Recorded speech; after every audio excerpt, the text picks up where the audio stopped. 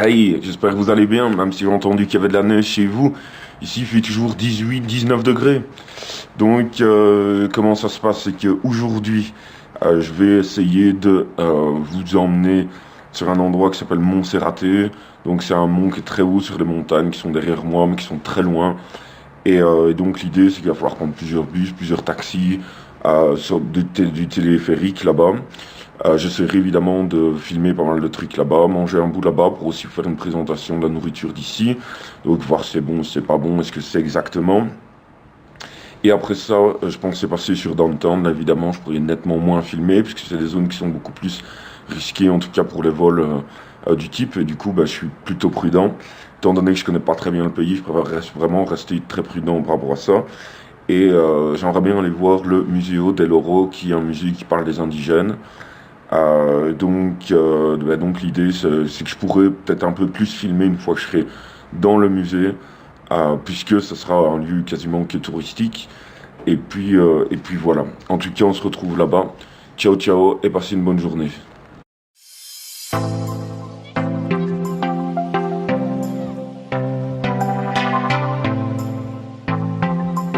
On est à 3300 mètres.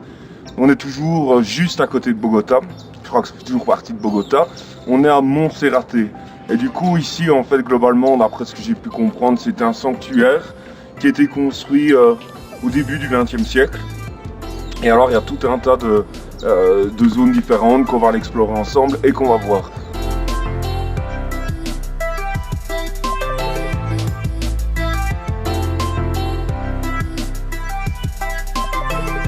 Je me suis posé tranquillement et je me suis trouvé un fruit, je sais pas trop ce que c'est.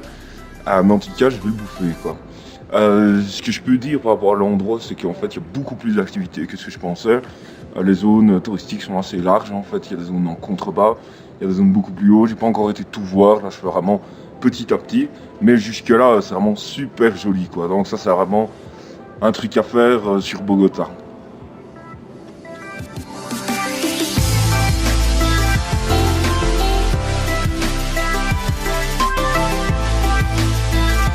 Vous pouvez voir, j'ai trouvé une banane.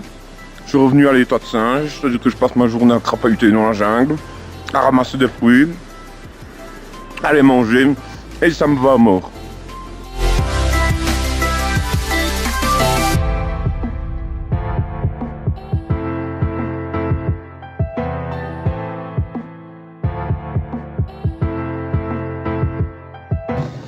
Et voilà, et il est 10h30. D'abord, première chose, c'est que la température a pas mal chuté depuis tout à l'heure. On a dû perdre 10 degrés, donc on doit être autour de 16 degrés pour le moment. Donc le temps a l'air de vraiment changer rapidement. Et à 10h30 en Colombie, qu'est-ce qu'on fait? On prend un thé à la coca, c'est exactement ce que je viens de faire. Donc l'idée, c'est de le goûter, vous dire si ça vaut le coup ou pas, si c'est bon ou pas. Donc globalement, comment c'est préparé? C'est de l'eau bouillante avec différentes épices aromatiques et des feuilles de coca. Voilà, l'idée c'est que c'est censé un peu stimuler l'esprit. Et en tout cas, on y va, on goûte et on regarde ce que c'est. Je viens de me boire quelques thés et j'ai posé quelques questions en fait pour voir un peu ce que ça faisait, ce genre de truc. Et apparemment, selon les gens ici, c'est médicinal, ça aide par rapport au cholestérol, ça aide par rapport à pas mal de maladies cardiovasculaires. Et en fait, je vous avoue que c'est pas mauvais, quoi. Yep, je suis en train de tester un autre truc qui s'appelle la chicha. Et apparemment la chicha, ça n'a rien à voir avec la chicha en Europe, c'est en fait... Salut. Tout le monde est très sympa ici, d'abord je dois le dire. Après 2-3 thés là, je teste ce qu'ils appellent la chicha. Et apparemment c'est du maïs qui est fermenté. Ça contient pas vraiment d'alcool, mais apparemment ça pète un peu la gueule. J'avoue que là, jusque là ça va. Mais le goût est vraiment particulier, c'est super épais et il y a un vague goût de maïs. Là je suis en train de marcher dans l'allée principale, c'est assez rigolo parce que je viens de rencontrer pas mal de petits jeunes. Et ils ont essayé de me saouler en fait, du coup ils ont acheté pas mal d'aguardiente qui est l'alcool local. Sauf que ce qu'ils ne savaient pas c'est qu'on est habitué au gin. Et du coup j'en ai profité pour leur faire goûter des cigarettes européennes, c'est-à-dire des clopes roulées. Et c'est un truc qui n'existe pas du tout ici. Et ils sont tous là-bas en train de comater. Et moi, tranquille le chat, quoi. Moi je t'avoue que ça va quoi, leur truc est très bon, la Guardiente elle est vraiment très bonne, celle-là elle était pas très forte, c'est un mélange vraiment avec plein d'herbes et plein de, je sais pas ce qu'il y a dedans en fait, il n'y a même pas d'ingrédients donc on n'a aucune idée de ce qu'il y a dedans. C'était vraiment bon à vue d'œil, ça devait faire genre 17 degrés. Et puis voilà, et du coup je suis toujours ici en haut et je kiffe quoi, c'est vraiment sympa, les gens sont vraiment super cool et l'endroit est vraiment très joli quoi.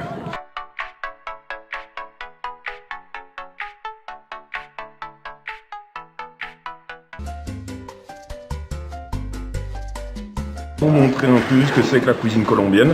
Ici j'ai pris un truc donc, qui était autour de 5000 pesos. Attendez, je redresse la caméra. Et du coup en fait je vous explique. Donc globalement, je vous montre le plat.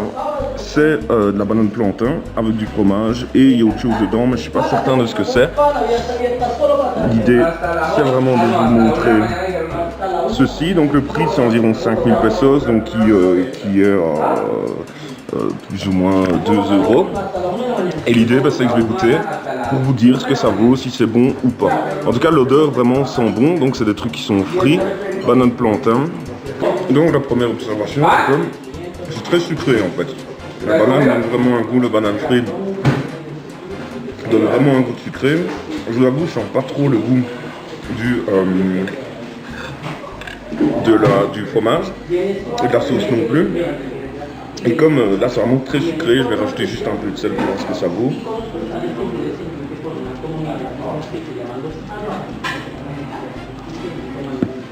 Un peu de sel, on va voir ce que ça vaut. En tout cas c'est pas mauvais, c'est assez dense, ça remplit l'estomac. Donc j'imagine que ça c'est un peu plus comme un gros snack, on va dire. C'est vraiment pas mauvais. C'est pas mauvais. En Europe, on n'a pas trop de goût comme ça. Et je trouve ça bon, en fait. Je trouve ça assez bon. Ouais, c'est encore moi. Bah, du coup, ici, je fais un peu le compte-rendu de cette visite. Qui, en fait, je dois dire, est vraiment très très agréable. J'ai vraiment passé une super bonne matinée. Il est 13h là. Je suis arrivé ici, il devait être 8h. J'ai un peu tout visité. Là, j'ai tout vu. Je me suis rendu partout, j'ai un peu parlé à pas mal de gens. Les gens sont vraiment très très très sympas. Et je vous avoue que j'ai le contact assez facile avec les Colombiens et les Colombiennes surtout. Donc on a pas mal rigolé. C'est vraiment un truc que je recommande de faire. Honnêtement, si vous passez sur Bogota, je crois que ça c'est vraiment un incontournable. D'une part pour se rendre compte de la grandeur de la ville, puisqu'on est beaucoup plus haut que la ville et on voit vraiment toute la ville qui s'est étalée dans tout le creux de la vallée. Ce qui est assez rigolant en fait, c'est qu'elle est hyper condensée de ce côté-là et c'est complètement désert de l'autre côté. Donc voilà, les gens sont assez sympas. Il y a pas de, bon, c'est un peu un attrape pour touristes, hein, c'est-à-dire qu'il y a beaucoup de marchands dans le cadre touristique. Sinon, par rapport à la température, la température est vraiment super bonne. Il fait très frais, mais en même temps, le soleil tape relativement fort, quoi.